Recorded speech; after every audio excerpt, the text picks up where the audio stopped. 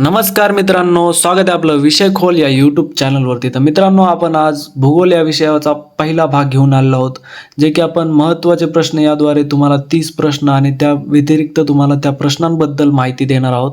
मित्रांनो, हे 30 प्रश्न खूप बारकाईने आपण काढलेले आहेत आणि खूप महत्त्वाचे प्रश्न असणार आहेत मित्रांनो, परीक्षेच्या दृष्टीने. तर मित्रांनो, यामध्ये जो पहिला प्रश्न आपण घेतलेला आहे तो आहे, मॅकमोहन रेषा कोणत्या दोन देशामधील सीमारेषा निश्चित करते? तर महत्त्वाचा प्रश्न आहे मित्रांनो. तर मॅकमोहन जी रेषा आहे ती भारत व चीन या दोन देशामधील सीमारेषा निश्चित करते मित्रांनो, लक्षात राहू द्या. तर ही जी सीमारेषा आहे ती 3 जुलै 1914 साली शिमला करारावर स्वाक्षरी झाल्यानंतर ही भारत व चीन रेषा निश्चित झालेली मित्रांनो, लक्षात राहू द्यायचे. महत्त्वाचं आहे, लक्षात राहू द्यायचे मित्रांनो. पुढचा प्रश्न आहे, भारताचे 29वे राज्य कोणते आहे? उत्तर आहे मित्रांनो तेलंगणा. लक्षात ठेवायचं आहे तेलंगणा. तर मित्रांनो, हे जे तेलंगणा राज्य आहे हे आता सध्या 28वे राज्य म्हणून गणले जाते, कारण की याच्या आधी जे जम्मू आणि काश्मीर हे राज्यामध्ये काउंट होत होते, आता ते केंद्रशासित प्रदेशामध्ये गेल्यामुळे 29चे 28 राज्य झाले. तर तेलंगणा हे शेवटचं राज्यामुळं त्याच्यामुळे 28 राज्य आहेत मित्रांनो, लक्षात ठेवायचं आहे. ओके. तर पुढचा प्रश्न आहे, महाराष्ट्र राज्याचा राज्य प्राणी कोणता? हा प्रश्न तर सर्वांना आलाच पाहिजे, कन्फ्यूज झालं नाही पाहिजे. शेकरू हा महाराष्ट्राचा राज्य प्राणी आहे, लक्षात राहू द्या मित्रांनो. तर महाराष्ट्राचा राज्य प्राणी याचबरोबर महाराष्ट्राचं राज्य फूल कुठलं आहे? तर मित्रांनो ब्लू मॉर्मॉन हे राज्य फूल आहे मित्रांनो, लक्षात ठेवायचं आहे, फुलपाखरू. ओके. पुढचा म्हणजे राज्य फळ कुठलं आहे? तर आंबा आहे. लोकनृत्य कुठलं आहे? तर आपलं महाराष्ट्राचं लावणी आहे. त्याच्यानंतर राज्य पक्षी कुठला आहे? तर हरियाल आहे, लक्षात ठेवायचं मित्रांनो. त्याच्यानंतर राज्य फूल कुठलं आहे? तर तामन आहे. तामनला मोठा बोंडारा असं देखील म्हटले जाते मित्रांनो. त्यानंतर जारूळ असं देखील म्हटलं जातं. ओके. तर पुढचा प्रश्न आहे, ताडोबा हे व्याघ्र प्रकल्प कोणत्या जिल्ह्यात आहे? तर महत्त्वाचा प्रश्न आहे मित्रांनो, हे आहे चंद्रपूर या जिल्ह्यामध्ये, लक्षात ठेवायचं मित्रांनो, महत्त्वाचं आहे. हे महाराष्ट्रातील सर्वात जुने आणि सर्वात मोठे उद्यान आहे, लक्षात ठेवायचं मित्रांनो, सर्वात जुने आणि सर्वात मोठे उद्यान आहे, जे की 1955 मध्ये तयार केले होते, लक्षात ठेवायचं मित्रांनो, आणि वाघांसाठी प्रसिद्ध आहे. ओके. तर पुढचा प्रश्न आहे, महाराष्ट्रातील जायकवाडी धरण कोणत्या नदीवर आहे? तर महत्त्वाचं आहे, गोदावरी नदीवरती आहे मित्रांनो. गोदावरी नदी ही खूप महाराष्ट्रातील सर्वात लांब नदी आहे. गोदावरीचा जो उगम आहे तो नाशिकमधील ब्रह्मगिरीच्या डोंगरामधून होतो मित्रांनो, लक्षात ठेवायचं आहे. ओके. आणि जो जायकवाडी धरण आहे याला नाथसागर देखील म्हटले जाते मित्रांनो, लक्षात ठेवायचे. पुढचा प्रश्न आहे, महाराष्ट्रातील सर्वात उंच पर्वत शिखर कोणते आहे? तर कळसुबाई हे सर्वात उंच पर्वत शिखर आहे मित्रांनो, लक्षात ठेवा, महत्त्वाचं आहे. सर्वात उंच पर्वत शिखर कळसुबाई, ह्याची उंची किती मित्रांनो? तर 1646 मीटर, लक्षात ठेवायचं आहे, 1646 मीटर. महत्त्वाचं आहे मित्रांनो, परीक्षेच्या दृष्टीने आपल्याला सर्व गोष्टी कव्हर करायच्या असतात. 1646 मीटर हे महाराष्ट्राचे एव्हरेस्ट म्हणून ओळखले जाते मित्रांनो, लक्षात ठेवायचं आहे, सर्वात उंच शिखर आहे. आणि हे कुठल्या जिल्ह्यामध्ये मित्रांनो? तर अहिल्यानगर या जिल्ह्यामध्ये, लक्षात राहू द्या. पुढचा प्रश्न आहे मित्रांनो, कुचिपुडी हा नृत्य प्रकार कोणत्या राज्याशी संबंधित आहे? कुचिपुडी हा नृत्य प्रकार आंध्र प्रदेश या राज्याशी संबंधित आहे, लक्षात ठेवायचं आहे, आंध्र प्रदेश. महत्त्वाचं आहे मित्रांनो, आंध्र प्रदेश या राज्याशी संबंधित आहे, लक्षात राहू द्या. तर त्याचबरोबर आपण कुचिपुडी बघितलं जो आंध्र प्रदेशशी निगडीत आहे. त्याचप्रमाणे केरळ राज्याचे कुठलं नृत्य आहे? तर कथकली, मोहिनीअट्टम हे दोन आहेत मित्रांनो. त्यानंतर ओडिसा या राज्याचं ओडिसी असं नृत्य आहे मित्रांनो. त्यानंतर तामिळनाडूचं तर सर्वांना माहीतच असेल मित्रांनो, भरतनाट्यम. तर पुढचा प्रश्न बघूयात मित्रांनो, मिझोराम राज्याची राजधानी कोणती आहे? तर उत्तर आहे मित्रांनो ऐझॉल, लक्षात ठेवायचं मित्रांनो, ऐझॉल. तर ऐझॉल ही मिझोराम राज्याची राजधानी आहे. या राज्याची स्थापना जी आहे ती 20 फेब्रुवारी 1987 साली झालेली मित्रांनो. तारीख महत्त्वाची आहे, लक्षात राहू द्या. त्यानंतर इथे राज्यसभेची जागा या ऐझॉल या सिटीमध्ये राज्यसभेची 1 जागा आणि लोकसभेची 1 जागा आहे मित्रांनो, लक्षात ठेवायचं आहे. त्यानंतर ह्याचा जो राज्यप्राणी आहे मिझोरामचा तो आहे हिलॉक गिबन. राज्यपक्षी आहे श्रीमती ह्यू तिवर. त्यानंतर राज्य वृक्ष आहे लोखंडी लाकूड, लक्षात ठेवायचे मित्रांनो. राज्य फूल आहे लाल वनाडा.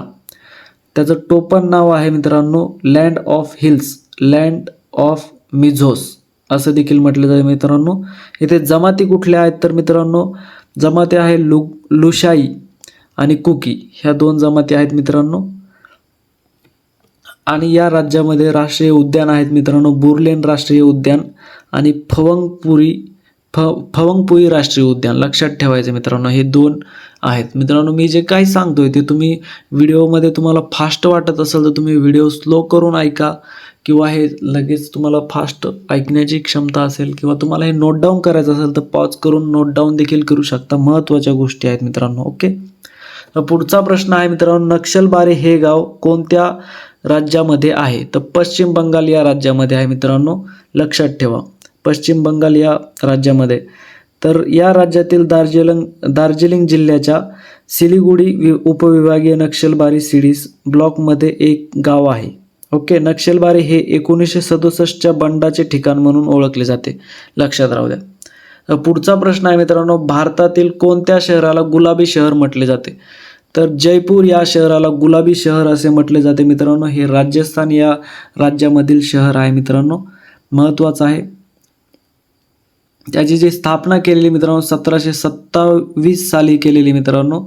ह्याचा राजपूत शासक होते इथले दुसरे जयसिंग त्यांचं नाव होतं मित्रांनो. तर पुढचा प्रश्न बघूयात मित्रांनो भारतातील सर्वात मोठा दिवस कोणता?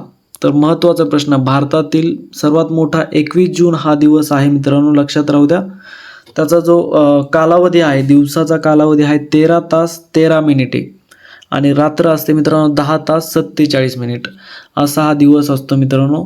भारतातील सर्वात मोठा दिवस म्हणून ओळखला जातो 21 जून, लक्षात ठेवायचं आहे. त्यानंतर पुढचा प्रश्न आहे मित्रांनो कोणता सूर्याच्या सर्वात जवळचा आणि आपल्या सूर्यमालेतील सर्वात लहान ग्रह आहे? तर बुध हा ग्रह आहे मित्रांनो, लक्षात राहू द्या. बुध हा ग्रह सूर्याच्या सर्वात जवळचा आणि सूर्यमालेतील सर्वात लहान ग्रह म्हणून ओळखला जातो मित्रांनो. या बुध या ग्रहास एकही उपग्रह नाहीये, हे लक्षात ठेवा मित्रांनो. पुढचा प्रश्न आहे लोणार हे खाऱ्या पाण्याचे सरोवर कोणत्या जिल्ह्यात आहे? तर हे बुलढाणा जिल्ह्यामध्ये आहे मित्रांनो, लक्षात राहू द्या. खूप फेमस असं ठिकाण आहे मित्रांनो लोणार, खाऱ्या पाण्याचं सरोवर म्हणून ओळखले जाते, लक्षात राहू द्या. आणि हे आपल्या बुलढाणा जिल्ह्यामध्ये आहे. ह्याची जी निर्मिती झालेली मित्रांनो ती उल्कापातामुळे तयार झालेली मित्रांनो, लक्षात ठेवा.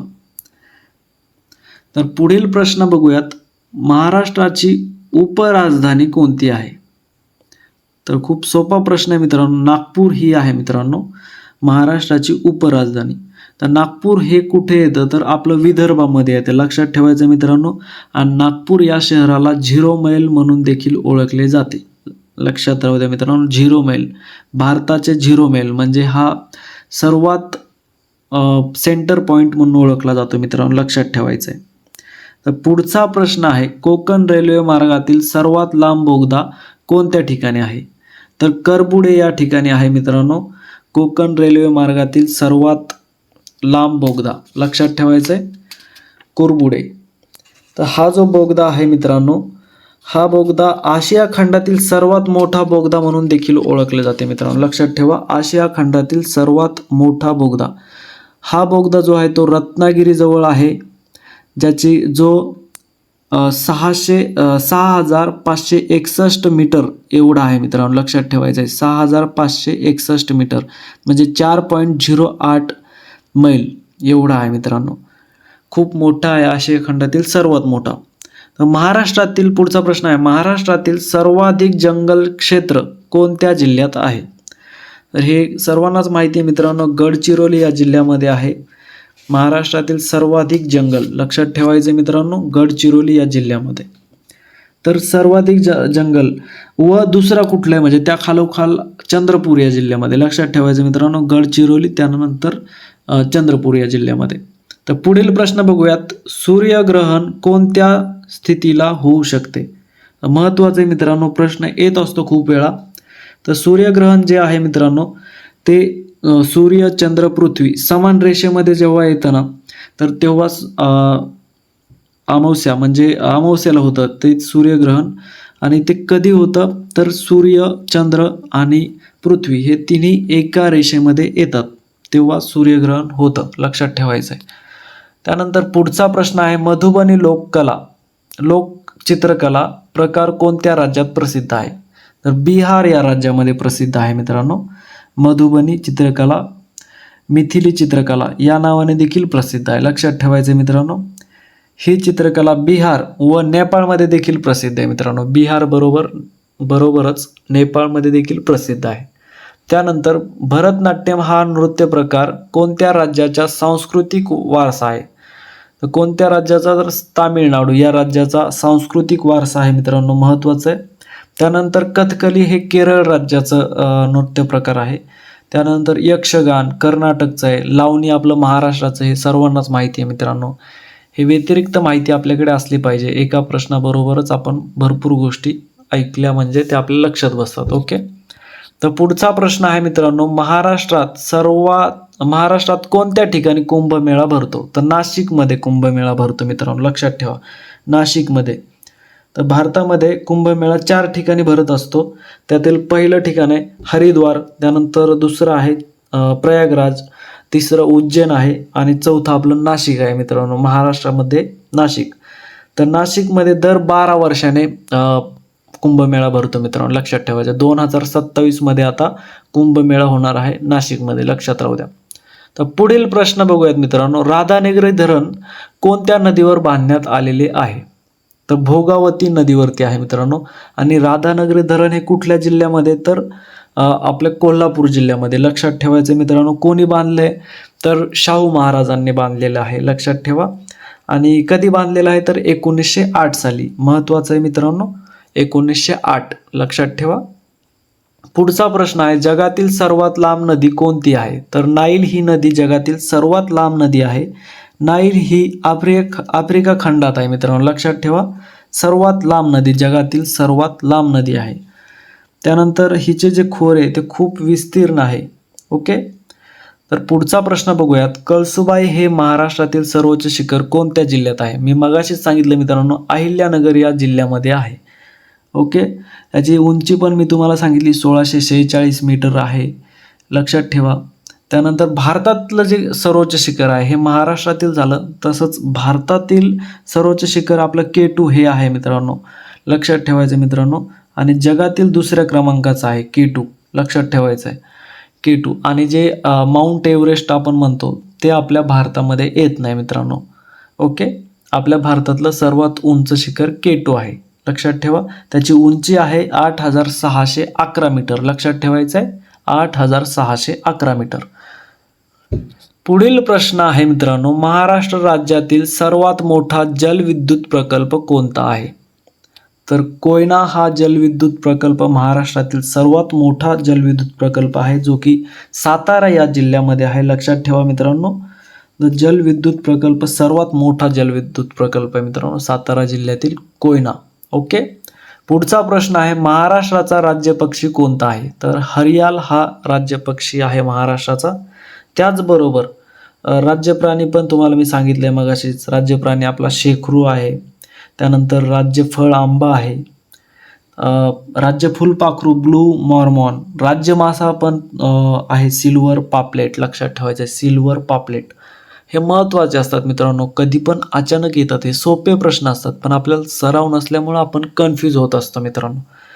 तर पुढचा प्रश्न बघूयात मित्रांनो, भारताचे सर्वात दक्षिणेकडील टोक म्हणून कशाला ओळखले जाते? तर कोणते ठिकाण आहे असे की भारताचे दक्षिण टोक म्हणून ओळखले जाते? तर इंदिरा पॉईंट. लक्षात ठेवायचं मित्रांनो, आपण जे कन्याकुमारी म्हणतो हे शेवटचे टोक नाही आहे मित्रांनो, इंदिरा पॉईंट हे शेवटचे टोक आहे. लक्षात ठेवायचं मित्रांनो, महत्त्वाचं आहे. आणि हे कुठे आहे मित्रांनो, तर अंदमान निकोबार या बेटावरती आहे मित्रांनो, बंगालच्या उपसागरात. लक्षात ठेवायचं आहे, बंगालच्या उपसागरात अंदमान निकोबार या बेटांवरती इंदिरा पॉईंट. पुढचा प्रश्न आहे मित्रांनो, रेड क्लिफ लाईन कोणत्या दोन देशातील सरहद्द दर्शवते? तर मित्रांनो, भारत व पाकिस्तान या दोन देशाची सरहद्द दर्शवते मित्रांनो रेड क्लिफ लाईन. ओके, लक्षात ठेवायचं मित्रांनो, रेड क्लिफ लाईन भारत आणि पाकिस्तान. त्याचबरोबर मॅकमोहन रेषा, मी मगाशी सांगितलं तुम्हाला, मॅकमोहन रेषा भारत व चीन. लक्षात ठेवायचं आहे. त्यानंतर मानवनिर्मित सरहद्द. आता हे बघा, हे पण प्रश्न खूप महत्त्वाचा आहे. मानवनिर्मित सरहद्द कोणत्या देशाची आणि भारताची आहे? तर भारताबरोबर कोणत्या देशाची? तर बांगलादेशाची जी सरहद्द आहे ती मानवनिर्मित आहे मित्रांनो, लक्षात ठेवा. पुढचा प्रश्न आहे, कृष्णा नदीचा उगम सातारा जिल्ह्यातील कोणत्या ठिकाणी झाला?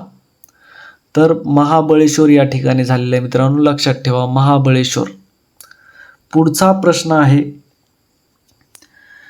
महाबळेश्वर. त्याचबरोबर महाबळेश्वर, आता हे बघा, महाबळेश्वर बद्दल आपण जाणून घेऊया. महाबळेश्वर हे थंड हवेचे ठिकाण आहे. आणि कृष्णा नदीचं जर म्हटलं तर कृष्णा नदी खोरे हे महाराष्ट्रातील गोदावरी, भीमा हे जे मोठे खोरे आहेत त्याच्यानंतर जे कृष्णा खोरे येतं मित्रांनो 3 नंबर. लक्षात ठेवायचं आहे, सर्वात मोठं गोदावरी खोरे, त्यानंतर भीमा खोरे आणि त्याच्यानंतर लास्टला कृष्णा खोरे हे 3 नंबरला येते मित्रांनो, लक्षात राहू द्या. पुढचा प्रश्न आहे, महाराष्ट्र राज्याची स्थापना केव्हा झाली? तर मित्रांनो, सोपा प्रश्न आहे. 1 मे 1960 या रोजी झालेली मित्रांनो महाराष्ट्र राज्याची स्थापना. तर महाराष्ट्राची राजधानी कोणती आहे मित्रांनो? तर मुंबई. लक्षात ठेवायचं मित्रांनो, मुंबई. आणि मुंबई हीच भारताची आर्थिक राजधानी. लक्षात ठेवायचं आहे. पुढील प्रश्न आहे, महाराष्ट्रात राष्ट्रीय संरक्षण प्रबोधिनी म्हणजेच NDA कोठे आहे? तर हे कोठे आहे मित्रांनो? खडकवासला या ठिकाणी आहे, पुण्यातील खडकवासला या ठिकाणी आहे मित्रांनो, लक्षात ठेवायचं आहे. त्याचबरोबर आर्म फोर्स मेडिकल कॉलेज हे पुण्यामध्ये आहे. School of artillery Devlali Nashik येथे आहे. त्यानंतर INS शिवाजी लोणावळा येथे आहे मित्रांनो, पुणे जिल्ह्यामध्ये येतो लोणावळा पण. त्यानंतर INS राजेंद्र हे मुंबईमध्ये आहे मित्रांनो. INS हमला हे मालाडमध्ये, मुंबईमधीलच ठिकाणी मित्रांनो, मालाड या ठिकाणी. मित्रांनो, हे 30 प्रश्न, त्याचबरोबर मी जी व्यतिरिक्त माहिती दिली ती तुम्हाला कशी वाटली मला कमेंटमध्ये नक्कीच कळवा. आणि मित्रांनो, असेच नवनवीन व्हिडिओ बघण्यासाठी चॅनलला सबस्क्राईब करून ठेवा. व्हिडिओ आवडला असेल तर लाईक करा, मित्रांना पण शेअर करा. धन्यवाद मित्रांनो.